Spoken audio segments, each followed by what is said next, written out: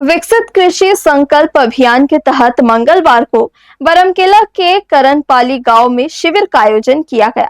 इस शिविर में किसानों को उन्नत कृषि तकनीक और कृषक हितैषी योजनाओं की विस्तार पूर्वक जानकारी दी गई। इस शिविर में काफी संख्या में किसानों ने हिस्सा लिया। कृषि और किसान कल्याण मंत्रालय भारत सरकार द्वारा 29 मई से 12 जून तक चलाया जा रहा है, जिससे कृषकों को जागरूक करने विकसित कृषि संकल्प अभियान चलाया जा रहा है, जिसके परिपालन में बरमकेला ब्लॉक के ग्राम पंचायत गोबरसिंहा करनपाली में विकसित कृषि संकल्प अभियान के तहत शिविर आयोजित किया गया। इस शिविर में किसानों को उन्नत कृषि तकनीक और कृषक हितैषी योजनाओं की विस्तार पूर्वक जानकारी किसानों को दी गई। शिविर में खरीफ फसलों की नवीनतम तकनीकों के संबंध में कृषकों के मध्य जागरूकता का निर्माण और प्राकृतिक खेती करने के गुर बताए गए।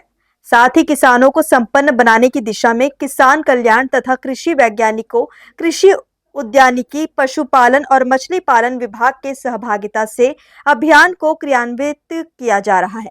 इसके अलावा पीएम किसान, डिजिटल एग्रीकल्चर एवं अन्य विभागीय योजनाओं को पात्र हितग्राहियों को लाभ लेने के लिए प्रेरित किया जा रहा है। जी, आज हमने विकसित कृषि संकल्प अभियान के तहत 2 गांवों में शिविर लगाया था, एक गोबरसिंगा और एक करनपाली में। तो वहाँ जो जितने भी किसान हैं, कृषि के जितने अधिकारीगण हैं, वो सभी शामिल हुए हैं। और इस अभियान के तहत हम किसानों को बताना चाहते हैं कि कैसे वो आधुनिक उपकरण है या फिर आधुनिक खेती प्रणाली है, उसको इस्तेमाल करके अपना आय कैसे बढ़ा सकते हैं, अपना उपज कैसे बढ़ा सकते हैं।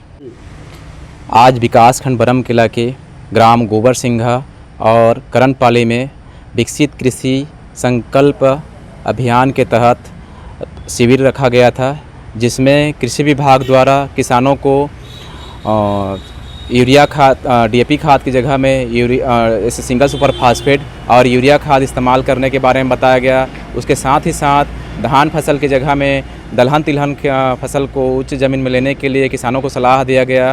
रोड में जो डबल केजबिल किसानों द्वारा चलाया जा रहा है, उसको रोड पे ना चलाने के लिए किसानों को समझाइश दिया गया।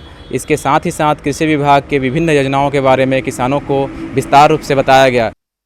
हर्ष न्यूज़ के लिए बरमकेला से शोभा दास मानिकपुरी की रिपोर्ट।